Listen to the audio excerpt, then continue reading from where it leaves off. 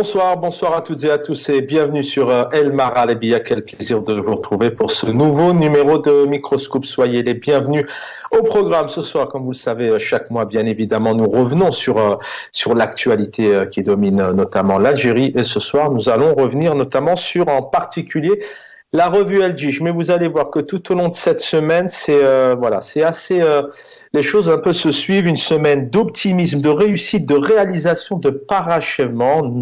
Nous définit ici le pouvoir algérien par sa gouvernance depuis notamment l'arrivée d'Abdelmadjid Tebboune, président algérien, et sa nouvelle Algérie. On va encore en parler ce soir, mais pas que. On nous dit aussi depuis l'indépendance. Donc cette semaine de Tebboune au ministre de la Justice, en passant par le ministre de la Communication, sans oublier la présidente de la Cour d'Alger, qui aujourd'hui, Dounyazad Guelati, est revenue aussi, notamment sur les libertés et l'indépendance, et bien évidemment, je vous disais, la revue El Djich, qui encore une fois donc fait de la politique via son chef d'état-major, Saïd Chengliha, qui exprime les mêmes analyses, les mêmes annonces au sein de cette revue, donc, de ce mois de novembre, mais vous le savez déjà depuis plusieurs mois, déjà depuis plusieurs années, plusieurs décennies. On va encore comprendre en début d'émission, on va tenter de comprendre en quoi la revue El Djich, en quoi l'armée, effectivement, s'est mise dans la politique. Une revue, bien évidemment, je vous le disais, controversée et qui suscite encore l'incompréhension,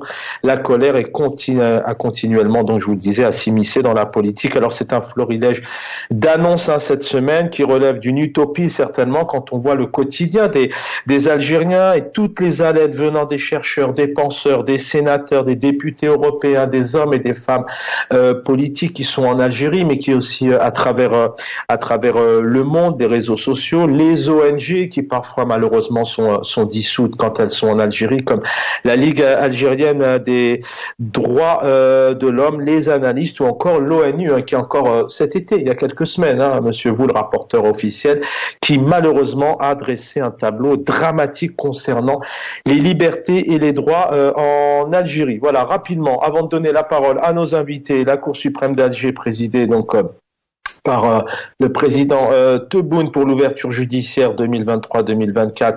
Voilà quelques rappels pour vous donner un peu la température de cette émission.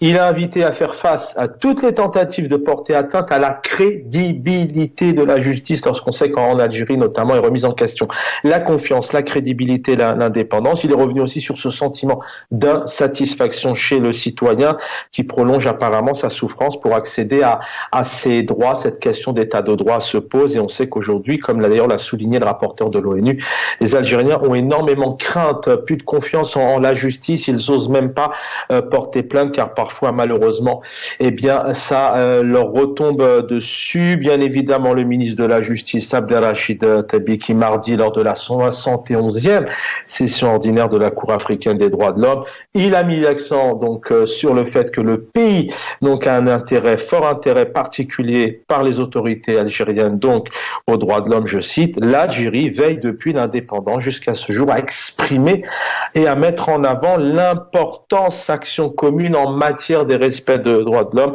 Il s'est exprimé ici devant un parterre de présidents, de magistrats venus des quatre coins d'Afrique, notamment sur ces droits des libertés en Algérie. Donc ils sont un réel exemple pour l'Afrique et pour le monde. Il a même félicité les autres en les remerciant un peu du travail qu'il menait, mais peut-être avant de féliciter, il faut se poser des questions de ce qui se passe dans notre pays. Et puis on va revenir sur la revue El Djich, bien évidemment, ce soir, je vous le disais. Et puis l'actualité de ce jeudi 9, c'est donc la présidente de la Cour d'Alger, Dounyazad Guelati, donc qui a rappelé l'amendement constitutionnel de cette année 2020, notamment avec de la constitution, de l'année 2020, qui a consacré l'indépendance de la justice et l'état de droit. Hassan Hiresh avec nous, ingénieur économiste, docteur en économie, analyste chez nous et puis écrivain. Je vous rappelle que vous pouvez retrouver son magnifique bouquin, notamment entre autres. Il en a fait plusieurs, mais dernièrement sur Slimane Azm. Bonsoir, cher Hassan Hiresh. Bonsoir, cher ami. Merci pour votre invitation. Bonsoir à vos invités. Je ne sais pas encore qui ils sont, mais bonsoir à votre équipe et à tous les téléspectateurs. Merci à vous, Hassan Helaj. Vous êtes deux ce soir pour vous donner un maximum la parole. Avec nous, donc, il est aussi sur le terrain. Il nous en dira quelques mots aussi sur le travail que mène la diaspora, parce que c'est ça aussi, on va se poser cette question sur le fait que la revue El Jish s'empare de la politique, que le pouvoir algérien avance un peu seul. C'est l'opposition, en tout cas, il y en a une en France, un peu partout dans le monde, il en fait partie. Azouav Chemrouk, bonsoir, militant politique. Merci d'être là. Alors, Azouav Chemrouk, on vous a vu en Skype il y a quelques instants. Vous m'entendez? Vous m'entendez? Oui, très bien. Oui, bonsoir Chaban, bonsoir aux téléspectateurs, bonsoir à vos invités, notamment de Hassan Helaj, et bonsoir à toute l'équipe technique et merci pour l'invitation. Merci d'être avec nous. Hassan Helaj, d'abord, avant d'entrer vraiment dans le contenu de ce qu'on a pu entendre, mais ce sont vraiment des annonces d'optimisme hors norme, mais peut-être que c'est la réalité. Vous allez aussi nous donner un peu votre sentiment. Bon, sur la forme, on a vu le chef d'état-major encore en début de semaine se réunir à Djelfa avec quelques dizaines de sympathisants qui ont fait la polémique, une revue El Jish qui se met en avant de la politique. Ça vous surprend avec ce pouvoir algérien, ou c'est une exception, ou est-ce qu'en Algérie, malheureusement, pour vous, ça ne vous surprend pas que, encore une fois, la revue El Jish revient énormément sur Abdelmajid Tebboune, ses analyses, ce qu'il dit, ce qu'il fait, d'où la politique? Vous savez, déjà, même dans les pays dits démocratiques, la politique est une espèce de théâtre, chacun joue son rôle, à plus forte raison dans les pays autoritaires. Donc, il y a une espèce de feuille de route qui est un peu un synopsis théâtral et chacun joue son rôle. Je crois que il n'y a absolument rien d'étonnant. C'est ce que nous avons vécu depuis 1962 à ce jour. Je ne vois pas pourquoi ça changerait aujourd'hui. Donc, il est évident qu'aujourd'hui, à partir du moment où la presse est muselée, les partis politiques sont muselés, les associations sont muselées, la société civile, de façon générale, les syndicats, les personnalités aussi politiques, culturelles, etc., sont tous effectivement empêchés de s'exprimer sur le devenir de notre pays. Et donc, ce que vous me dites, malheureusement, pour répondre à votre question, rien d'étonnant. On a droit à une langue de bois qui est la même à chaque événement, à chaque circonstance. Et il n'y a absolument rien qui change de ce point de vue-là. Donc, évidemment, aujourd'hui, les Algériens se posent beaucoup de questions, notamment à une année des élections présidentielles. On ne sait pas trop où est-ce qu'on va. Est-ce qu'il y aura un semblant d'ouverture? Est-ce que ce sera totalement fermé? Donc nous n'avons pas d'indication, nous n'avons pas de signaux, malheureusement, de la part des autorités, des gens qui sont aujourd'hui au pouvoir, et qui est représenté par Abdelmajid Tebboune et le général Chengliha. Donc, ce tandem ne nous donne pas aujourd'hui de signaux qui nous permettent de pouvoir analyser justement la situation, analyser le devenir de notre Algérie. Mais en 2 petites minutes, vous qui connaissez, parce que c'est vrai qu'il faudra en faire plusieurs émissions si on devait revenir sur un peu les relations qu'il y a entre l'armée d'après l'indépendance. Mais on en parle dans un instant. Mais dans un premier temps, j'aimerais juste avoir un peu votre point de vue en analyse. En quoi aujourd'hui, encore en 2023, dans un pays d'ailleurs qui se dit état de droit par le pouvoir algérien, en quoi est-ce qu'Abdelmajid Tebboune, après sa nouvelle Algérie qu'il exprime, c'est pas nous qui l'exprime, c'est lui, en quoi il a besoin vraiment à chaque fois d'avoir le soutien, le partenariat, ou peut-être la dominance. Il était encore il s'est fait une petite sortie plus de 4 ans après sa prise du pouvoir en Algérie. Il était encore présent, il est tout le temps présent avec son chef d'état-major. Pourquoi est-ce qu'en Algérie, cette armée, elle est omniprésente, mais partout, de l'école à l'université, à l'inauguration d'une piscine? Je crois qu'il y a plusieurs messages qui sont envoyés de cette manière-là. D'abord, à l'étranger, un certain nombre de pays qui n'ont pas l'Algérie au cœur, bien au contraire, estiment que le pouvoir algérien est affaibli, notamment après le Hirak, et qu'aujourd'hui, Tebboune serait complètement isolé, notamment qu'il a été du fait qu'il a été, on va dire, le poulain de feu le général Gaïd Salah.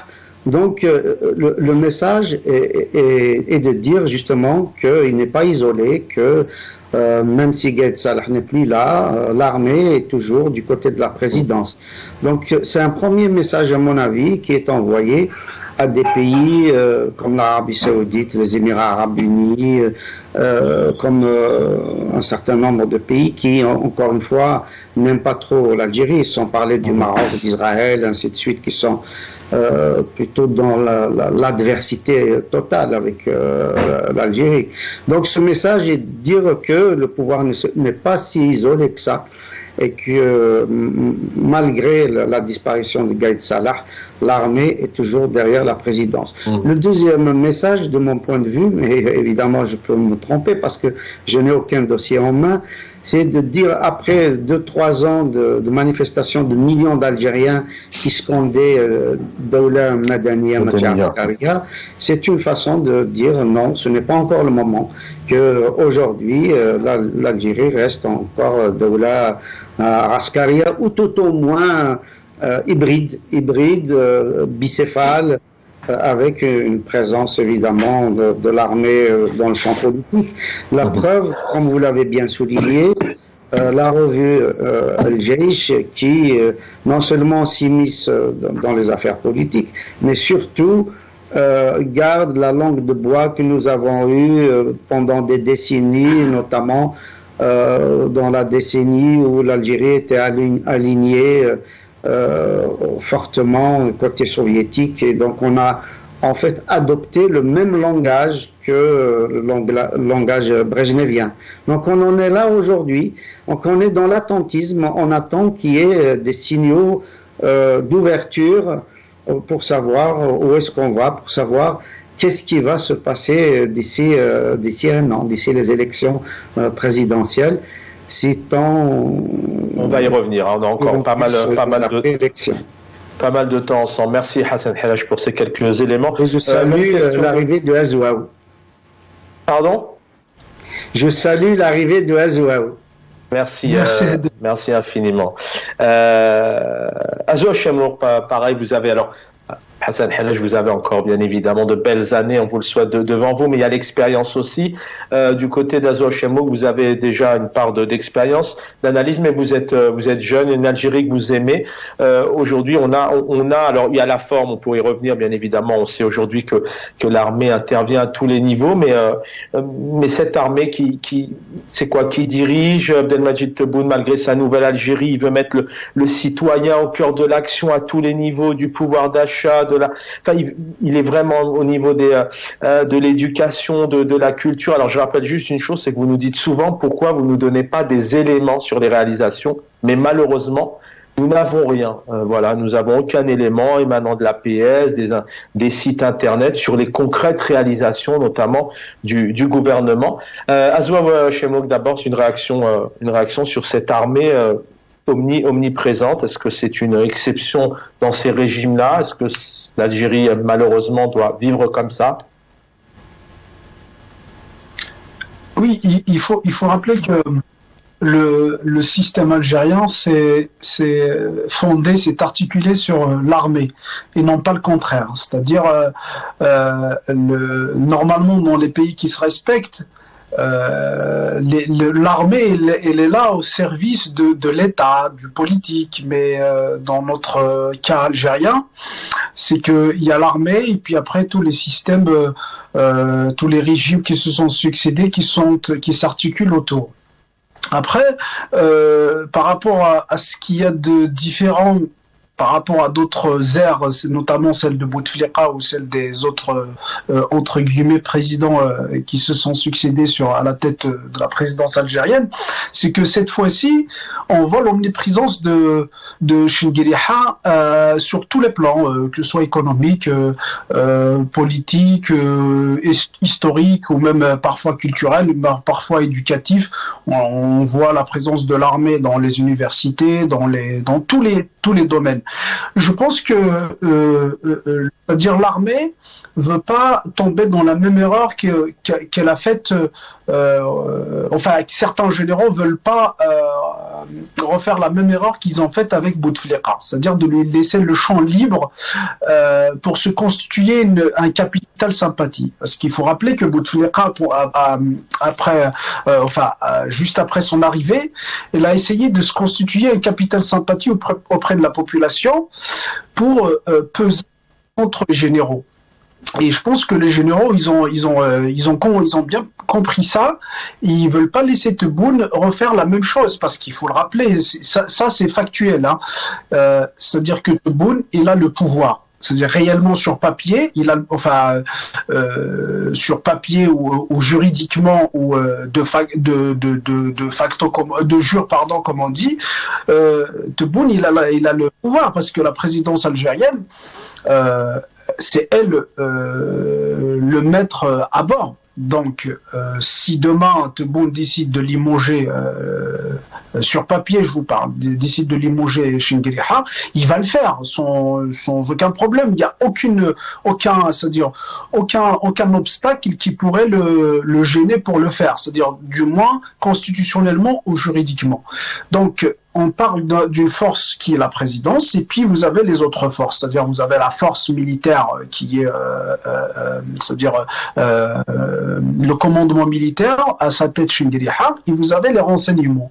Les renseignements aussi, ils ont leur mot à dire. Allô ? Oui, on vous entend. Donc les renseignements, le commandement militaire, donc il a toutes les régions sous son commandement, et qui représentent une force très importante. Et puis vous avez les renseignements. Alors ils n'ont pas un pouvoir juridique tel que la présidence ou un pouvoir militaire tel que le commandement, mais ils ont un pouvoir factuel, c'est-à-dire un pouvoir de renseignement. Donc si vous voulez, donc il y a une guerre entre ces trois-là, et je pense que les renseignements, c'est-à-dire incarnés par Toufir, ce qu'on appelle le général Toufir ou Mohamed Mediane, et puis vous avez Chinguiriha. Donc je pense qu'ils se sont entendus, bon peut-être tacitement, hein, à ne pas laisser le champ libre à Tebboune, parce que ils ont peur que Tebboune puisse sortir avec, c'est-à-dire avec de mauvaises surprises, telles que celle qu'a faite Bouteflika à l'encontre de l'institution militaire. Parce qu'il faut le rappeler que Bouteflika, il a mis de la zizanie entre les généraux, il a pu même limoger l'indéboulonnable Toufir. Donc je pense qu'ils veulent pas qui retombe dans la même erreur. C'est pour ça que Chinguiriha ne laisse pas le champ libre à Tebboune. D'ailleurs, même les sorties, il ne peut pas sortir. C'est la seule sortie qu'il a faite sur le territoire national. Et on a vu le dispositif. Et accompagné du chef d'état-major. On rappelle que Mohamed Mediane, dit Toufiq, et le général Nezal ont été aussi honorés, commémorés, notamment l'été dernier. Hassan Herash, le titre de l'émission, donc là, le titre de la revue El Jish, point d'interrogation, point d'exclamation, sur la voie de nos aînés. La revue El Jish du 1er novembre 54 a changé le cours de l'histoire et détruit le mythe de l'armée invincible, dit la revue, de la puissance coloniale. El Jish qui rappelle ici, je cite, notre pays est le premier au monde, notamment à reconnaître l'État palestinien. On pourra aussi y revenir, peut-être en fin d'émission, parce que le comportement, la position du moins du pouvoir algérien vis-à-vis de le soutien est bon, mais il y a une position assez incohérente et incomprise. Et Abdelmadjid Tebboune, président, qui revient un peu aussi sur cette révolution, ce 1er novembre 54, et il dit clairement sur la voie de nos aînés. Question simple. D'abord, on rappelle que le FLN FLN de l'époque et le FLN après 62, c'est pas le même. Est-ce qu'une question vraiment simple avec l'État de l'Algérie que vous connaissez, je le disais tout à l'heure, je vais pas le refaire, ils sont des dizaines vraiment à tous les niveaux, différents champs de la société à décrier cette vie et cet état de droit. Est-ce qu'ils n'ont-ils pas dévié justement le chemin de nos aînés, des ancêtres, justement, ce pouvoir algérien, puisqu'on rappelle, il y a le congrès de la Soumam, entre autres, il y a le Daoula Madaniya, Machi Askaria. Est-ce que pour vous, justement, on est sur la voie des ancêtres, ou justement, le chemin n'a pas-il été dévié par le pouvoir? C'est oui et non à la fois.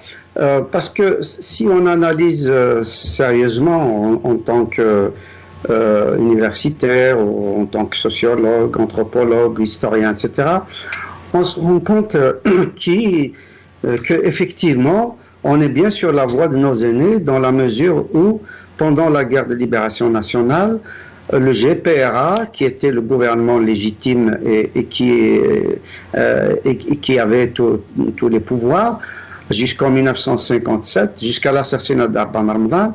Après, évidemment, il a été écarté. Il a été dominé plutôt par les colonels, l'arrivée des colonels à la décision politique. Donc, Abban Ramadan, qui prenait justement pouvoir civil et non militaire, c'est la primauté du civil sur le militaire, a été éliminé. Donc à partir de ce moment-là, effectivement, l'armée a pris, je pense, les rênes de pouvoir politique en Algérie, lors même que le FLN a eu parfois des marges de manœuvre. Notamment tout de suite après 1962 avec Ben Mella, mais son pouvoir a été régulièrement rogné au fur et à mesure qu'on avançait, particulièrement avec le coup d'État de Mohamed Bouharouba, alias Wael Boumediene. À ce moment-là, effectivement, le pouvoir civil, le FLN, a été complètement marginalisé. Et donc, on est bien sur la voie de nos aînés de ce point de vue-là. Il n'y a absolument rien qui a changé radicalement, fondamentalement, dans cette structure militaro-civile du pouvoir algérien. Maintenant, il y avait quand même un projet. Le projet, c'était de libérer le pays et de libérer les Algériens. Parce que la lutte pour l'indépendance, c'était pas uniquement pour l'indépendance, symbolique, c'est-à-dire des frontières. Le recouvrement, on va dire, de la souveraineté au niveau seulement du territoire. On a assisté à cette indépendance qui n'est pas complète. C'est-à-dire, on a tout de suite assujetti la société. La société n'a pas eu le droit de s'organiser, d'avoir ses partis politiques, ses syndicats, d'avoir ses associations, d'avoir ses porte-paroles. Tout ça a été balayé. On a pris le modèle soviétique à travers l'Égypte qui nous l'a imposé pendant la guerre de libération. Oui. Nous l'a imposé parce qu'il y avait un rapprochement de Ben Bella, de Boumediene avec Fethi Dib et Abdel Nasser, Gamal Abdel Nasser. Donc on a pris ce pli-là. Du reste, c'est pas uniquement au niveau militaire ou au niveau du pouvoir, mais aussi au niveau culturel, au niveau géopolitique. On a épousé la voie égyptienne, le panarabisme, l'arabisation. On a eu des enseignants égyptiens dès l'école primaire, pas seulement dans le secondaire ou le supérieur. Donc, il va de soi que ça déteint de façon significative sur le régime algérien, sur le système algérien. On en est encore là aujourd'hui. Merci Hassan Herash. Azouaf Chamouk, une réaction aussi sur ce titre. Beaucoup d'ailleurs parlent, et vous en faites partie, notamment si je ne me trompe pas dans le cadre des manifestations. On vient de commémorer le 1er novembre 54. On parle seulement d'une indépendance territoriale pour énormément d'Algériens, de militants. Cette indépendance aussi confisquée. C'est vrai que c'est un titre, voilà, comme sur la voie de nos aînés, mais il y a aussi un sens qui fait que on continue à construire l'Algérie. Dixit le pouvoir, bien sûr, on continue à construire l'Algérie. Juste rappel pour ceux qui viennent de nous rejoindre, donc mardi, le ministre de la Justice, Abdelrachid Tebbi, qui dit devant un parterre de personnalités, de magistrats, de présidents, dans le cadre de cette 71e session ordinaire de la Cour africaine des droits de l'homme, et qui dit l'Algérie veille depuis l'indépendance jusqu'à ce jour à exprimer et mettre en avant l'importance de l'action commune en matière de respect des droits de l'homme. Un état de droit, c'est la démocratie, la liberté, les droits de l'homme. Une réaction sur ce titre, sur cette revue, aussi sur ce florilège d'annonces que nous avons vécu cette semaine, et ça continue. Oui, si on prend, c'est-à-dire ce titre de la revue Al-Jaish, oui, on est sur la voie de nos aînés, mais qui sont sur la voie de nos aînés? C'est ça le plus important. Le pouvoir ne l'est pas. Et bien au contraire, il est à contresens de ce que voulaient nos aînés. Je pense que si les Chouhada et les Moudjahidines revenaient, ils verraient ils voyaient ce qui se passe actuellement en Algérie. Je pense que ils auraient beaucoup de mal à accepter ce qui se passe actuellement en Algérie, pour être un peu diplomatique à l'égard de ce pouvoir.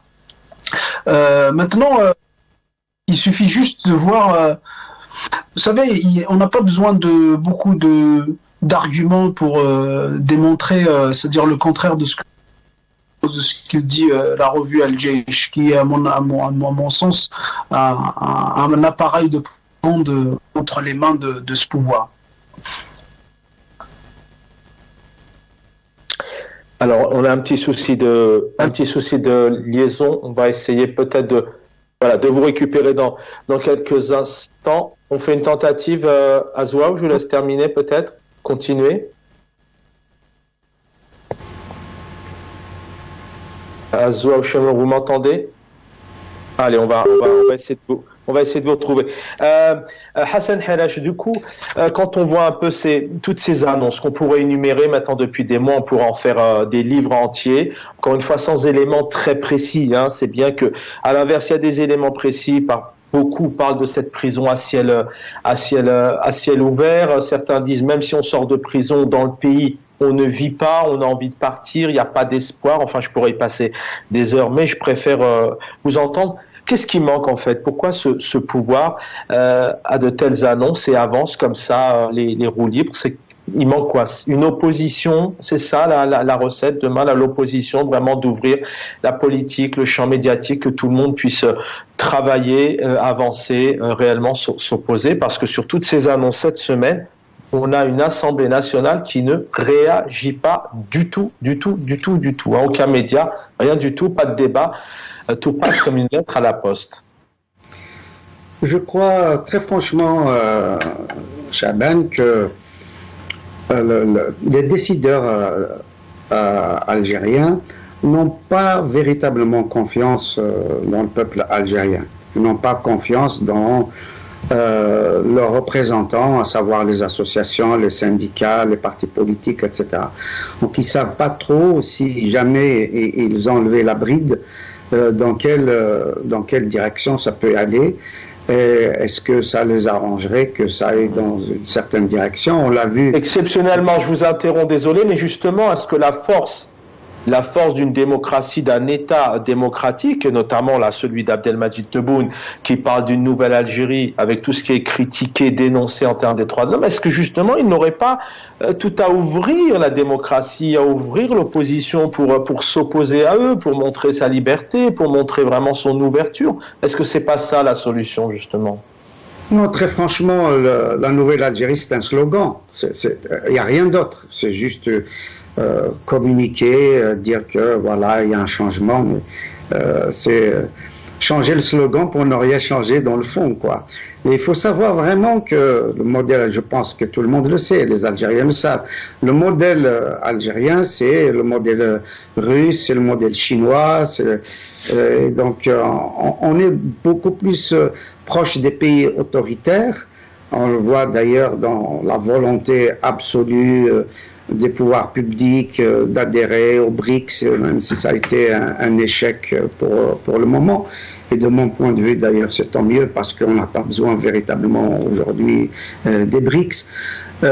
Donc, le modèle algérien n'est pas un modèle européen, c'est pas un modèle démocratique, c'est pas un modèle où le peuple s'exprime de façon transparente, où il y a liberté de création de partis, d'associations, de syndicats, d'organisations de toutes sortes, d'ONG. C'est-à-dire il y a une respiration démocratique, lors même évidemment que le pouvoir de l'argent évidemment est influent et que le système démocratique est quand même à relativiser. C'est pas à 100% idéal, c'est pas idyllique, hein, mais bon, c'est le moins mauvais des régimes que l'on puisse avoir, comme dirait l'autre. Et donc l'Algérie n'est pas du tout sur cette voie depuis la guerre de libération, depuis l'assassinat d'Abd al-Ban. Et on a continué de cette façon-là. Il y a eu une tentative en 1989 quand le président Chadli avait proposé une nouvelle constitution.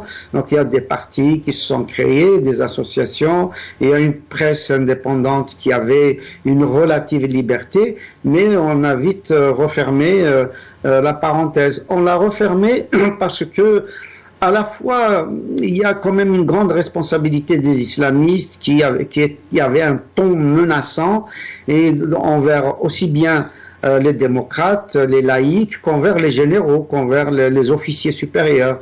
Et donc, je crois très franchement que les décideurs aujourd'hui, et notamment les militaires, n'ont pas envie de reproduire ce scénario, d'autant plus que la conjoncture internationale aujourd'hui est beaucoup plus menaçante qu'il y a 30 ans. Avec c'est pas le débat, je qu'on avance, mais dans les années 90 sur notamment ces législatives, le pouvoir avait décidé de stopper ces élections. C'était leur objectif, c'était de sauver l'Algérie. Je ne sais pas si aujourd'hui réellement ils ont réellement sauvé la démocratie. C'était un slogan. Ça, c'était un slogan. On dit toujours qu'on va sauver l'Algérie, qu'on va faire une nouvelle Algérie, etc. Mais le fait est que le courant islamiste radical menaçait quand même, il faut le dire, menaçait à la fois les laïcs, menaçait les militaires, les officiers militaires. Donc, encore une fois, il y a quand même une crainte. Et ils n'ont pas confiance justement dans l'éventualité d'un scrutin libre. Ils n'ont pas confiance justement. Ils voudraient. Hassan Helech, pour avancer, on a retrouvé Azra Chemlo qu'on va on prendre un peu de temps, mais les choses vont avancer. Si vous le permettez. Juste un dernier mot par rapport à ça. Vous gardez la parole, Hassan, mais je voulais juste le peuple, dernièrement, maintenant depuis des années, on l'a même vu pendant le Hirak, les générations ont évolué, 90, 2000, 2010, 2020, 2019, comme les choses ont été prouvées, que tous les courants se réunissaient pour avancer, pour travailler. Après, effectivement, les programmes, certainement, viendra le moment où ils seront en opposition, mais c'est ce que veut cette nouvelle génération. Ça a été prouvé dernièrement, les choses ont évolué tout de même. On voit Sauf que Chaban, ça c'est notre regard à nous. Nous avons constaté effectivement, la preuve c'est que nous sommes sur Al-Maghribiya, qui est considéré soi-disant comme étant une chaîne islamiste, etc. Donc nous avons constaté que les islamistes ont mis j'allais dire de l'eau dans leur vin, même si l'expression ne s'y prête pas vraiment. Mais il y a quand même toujours cette crainte de mon point de vue, d'autant plus encore une fois qu'on a un voisin, le Maroc, qui s'est allié avec Israël, qui ne se gêne pas d'exprimer son hostilité vis-à-vis de l'Algérie. on a une configuration géopolitique environnante qui est extrêmement menaçante. Ce qui se passe au Niger, au Mali, au Burkina Faso, en Libye, en Palestine maintenant. Donc il y a, sans compter qu'il y a aussi l'influence de la guerre russo-ukrainienne qui pèse sur nous, dans la mesure où l'Algérie est alliée avec la Russie. Donc cette configuration-là, de mon point de vue, fait craindre aux décideurs, je ne dis pas qu'ils ont raison, fait craindre aux décideurs que ça peut aller dans un sens qu'ils ne maîtriseraient pas. Merci Hassan Halash, je reviens à vous. On vous a retrouvé à Zouawa, Cheikh. On était un peu sur ces premiers éléments, un peu de cette peut-être de ce pouvoir qui a peut-être plutôt dévié le chemin ou pas. Et puis je parlais aussi peut-être de le fait que ce pouvoir militaire quelque part encadre, dirige, on le voit depuis plusieurs années. C'est quoi en fait ce qui manque en Algérie? C'est justement cette opposition, car est-ce que le pouvoir aujourd'hui n'aurait pas alors Hassan Halash nous dit effectivement que le pouvoir n'a pas confiance en son peuple, mais on voit aussi que le fossé se creuse énormément et que le peuple n'a pas confiance du tout. Donc les urnes le prouvent, il n'y a pas de contact avec la population. Oui, permettez-moi justement de revenir sur ce que je disais tout à l'heure, c'est que par rapport à la revue El Jaish et le déraillement du pouvoir algérien, c'est-à-dire du serment des Chouhada. C'est-à-dire, on n'a pas besoin d'arguments, comme je disais, pour démontrer, c'est-à-dire la situation algérienne actuelle, pour dire que le pouvoir algérien va en contresens de ce que c'est-à-dire des valeurs pour lesquelles les Chouhada et les Moudjahidines se sont soulevés contre la France coloniale. Et il suffit de voir aujourd'hui le nombre d'Algériens qui quittent l'Algérie, c'est-à-dire c'est des chiffres dramatiques. Ils les quittent de toutes les manières, soit des manières légales ou illégales. On voit le nombre d'Algériens qui sont en exil. On compte des millions d'Algériens. Il y a des chiffres qui avoisineraient les 25% de la population algérienne vit à l'étranger. On va citer, c'est-à-dire la situation actuelle des droits de l'homme en Algérie, c'est-à-dire qu'on voit c'est-à-dire des dérives totalitaires, des dérives autoritaire du pouvoir algérien. On voit, c'est-à-dire les lois qui sont promulguées, notamment avec la promulgation du 87 bis qu'on voit récemment. Donc, si vous voulez, toute la situation nous rappelle que nous sommes dans un état dictatorial, c'est-à-dire que les libertés politiques ne sont pas garanties, les libertés individuelles ou collectives ne sont pas garanties. Donc, il n'y a pas quelque chose ou un élément qui pourrait nous dire que il y a une avancée significative, notamment tout ce qui est relatif à la politique, aux droits politiques, aux droits humains en Algérie. Maintenant, ce qu'a dit Jay, c'est juste pour la propagande. Donc la réalité est loin d'être le cas. Après, le pouvoir, il est dans son rôle. Donc il n'y a pas de. Je pense que il doit jouer son rôle qui est celui c'est-à-dire il faut qu'il se maintienne au pouvoir et quitte à recourir à la ruse, à la violence, au mensonge. Et ça, c'est le propre de tous les systèmes dictatoriaux. Donc, du moment qu'on est un système dictatorial, donc le mensonge et la propagande suivent. Est-ce que vous pouvez rappeler la deuxième partie de votre question? L'autre partie de votre question, c'était plus est-ce que justement aujourd'hui ce pouvoir qui se dit Nouvelle Algérie, qui fait des annonces et on en parle assez, et puis vous pourrez retrouver tout ça, qui relève vraiment d'une utopie hors norme. Est-ce qu'il n'aurait pas justement, en disant ça, à ouvrir l'opposition, à ouvrir les médias, réellement, parce que là il y a encore eu des annonces sur les médias, mais on voit qu'il n'y a pas de débat, les opposants politiques sont pas invités sur les plateaux, loin de là, ils peuvent même pas faire de politique, c'est une réalité. Nous on invite tout le monde, peu importe, d'ailleurs vous nous écrivez, vous avez envie de vous exprimer, expliquer, peu importe le bord d'où vous venez, vous êtes invité. Mais est-ce que c'est justement ce qui manque en Algérie, c'est cette opposition? Oui, certainement. Alors, d'abord, vous parliez de confiance et Hassan Hirish disait la confiance, le pouvoir n'a pas de confiance en son peuple. Certainement. Certainement qu'il n'a pas. Et je comprends le contexte dont il dit le pouvoir n'a pas la confiance en son peuple. Mais je pense que la question devrait se poser autrement. Est-ce que le peuple avait une confiance c'est-à-dire en son pouvoir? C'est-à-dire en démocratie, c'est ça, c'est-à-dire le fond de la question. Et comme on est dans un système dictatorial, c'est le pouvoir qui n'a pas confiance en son peuple. Et c'est tout à fait logique. C'est-à-dire que c'est tout à fait logique à ce que quand on n'est pas élu par son peuple, évidemment, quand on s'impose contre la volonté du peuple, évidemment que on a peur aussi. Il y a une crainte de ne pas faire face, justement. Il y a une crainte, pardon. Est-ce que justement, n'y a-t-il pas une crainte sur, comme vous dites, ces pouvoirs un peu de dictature ont peur du peuple? Est-ce qu'ils n'ont pas une crainte aussi d'être confrontés au peuple à un moment donné, de discuter, de se réunir, d'avoir des opposants, parce que certainement on perd le pouvoir ou... C'est ça. En fait, c'est ça le fond du problème algérien. C'est-à-dire, c'est la légitimité politique. C'est-à-dire qu'on n'a pas de légitimité politique, on reste tout le temps, c'est-à-dire peureux entre guillemets de la volonté du peuple donc on n'a pas confiance en son peuple parce que on n'est pas l'émanation de son peuple. Donc c'est ça le fond du problème en Algérie. Donc du moment que, à défaut c'est-à-dire de la légitimité politique, à défaut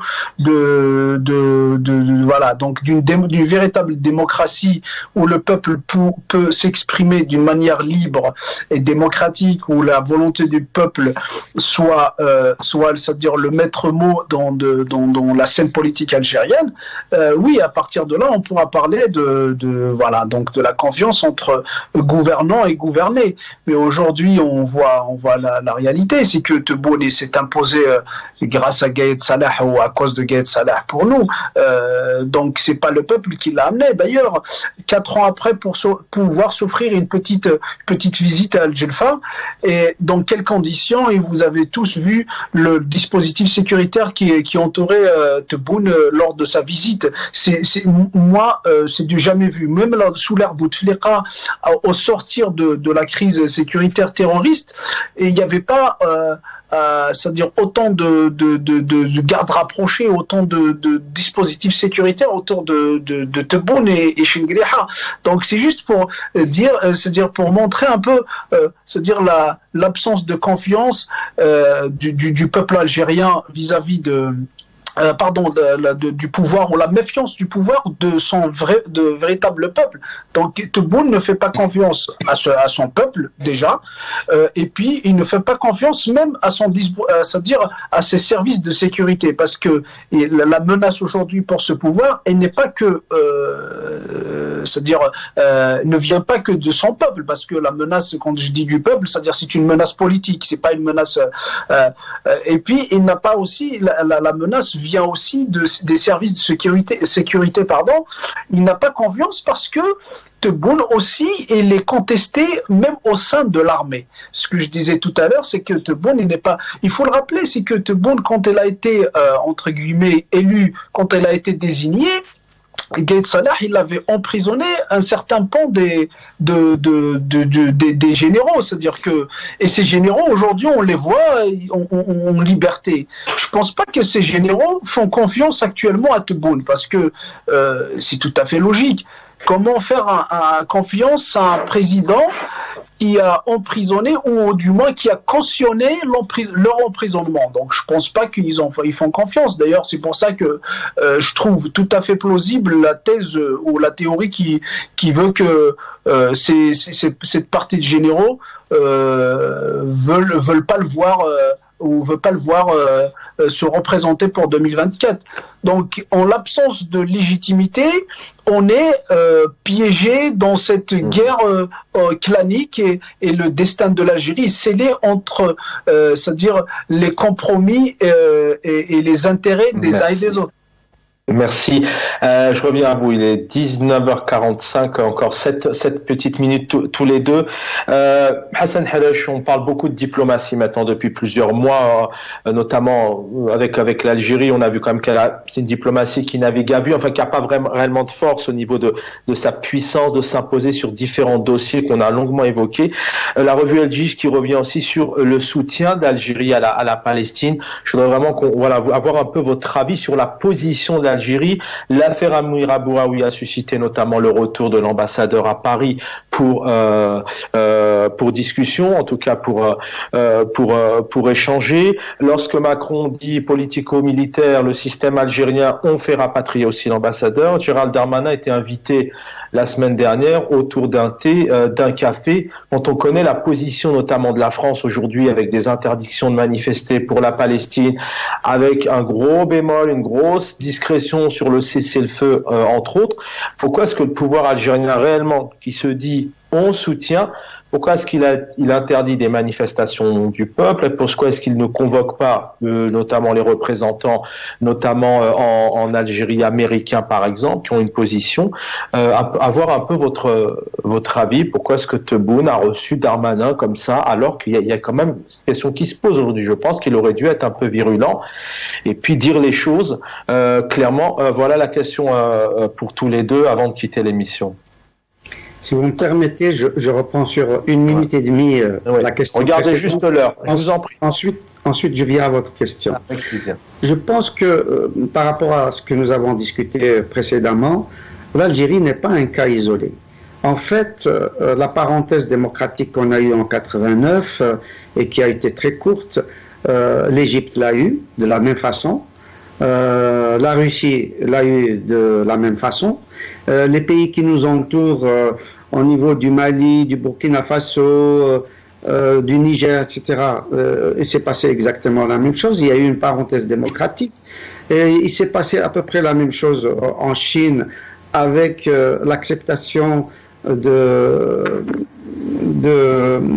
du système, un pays de système avec Hong Kong.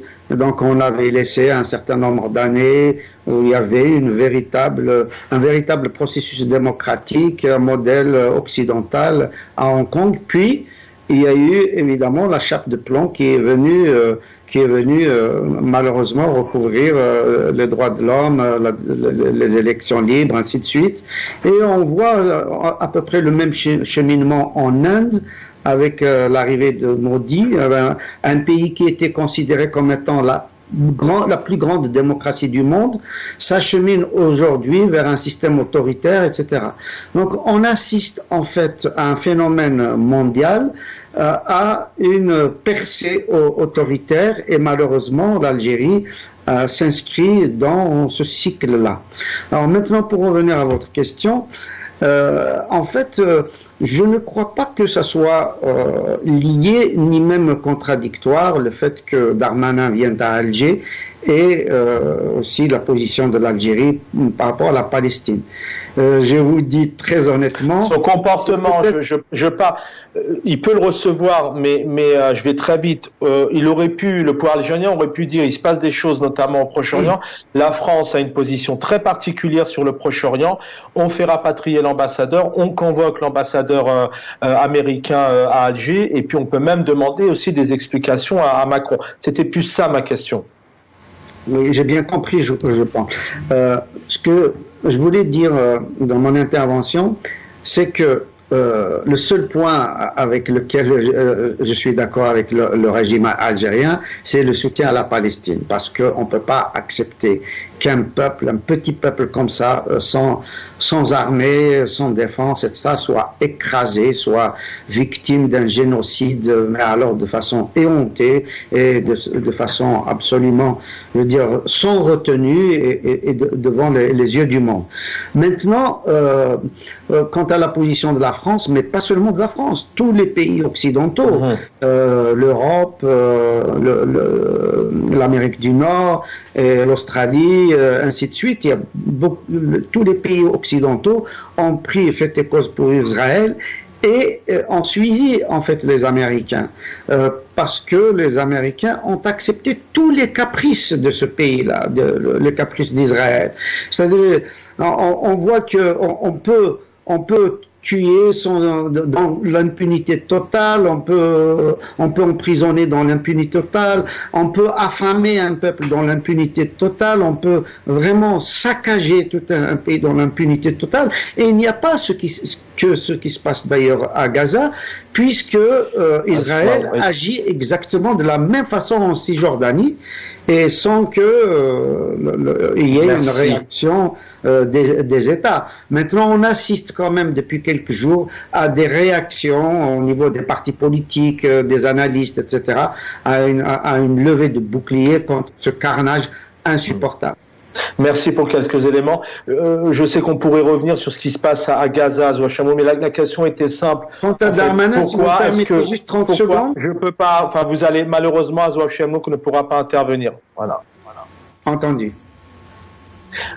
Zohar Chamoun, juste un mot. Pourquoi est-ce que, la question elle est simple. Pourquoi est-ce que le pouvoir algérien, qu'il soutienne, bien évidemment, le peuple algérien soutient, la présidence de la France c'est une chose, l'Amérique, mais pourquoi est-ce que le pouvoir algérien, comme il sait le faire, et il prend des décisions parfois disproportionnées en termes de diplomatie, voilà, il a pas eu assez de force, assez de puissance dans sa diplomatie, comme il le dit, pour à un moment donné aussi demander des comptes à la France, avoir une discussion à la France, convoquer l'ambassadrice, je crois, enfin une responsable américaine à Alger. Il a reçu Darmanin, il aurait pu avoir. C'est ça la question. Après les positions des uns et des autres, etc. Ce qui se passe à Gaza, on est bien d'accord.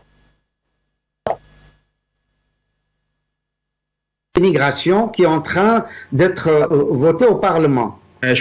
Et quant à... je suis désolé, vraiment, Hassan Harash. Allez-y, je vous en prie. C'est qu'il est 53, malheureusement. J'ai derrière Azouaf Chamouk là-dessus, vraiment. La force de la diplomatie algérienne qui n'a pas su, à mon sens, s'imposer sur cette question avec ses homologues et les autres représentants.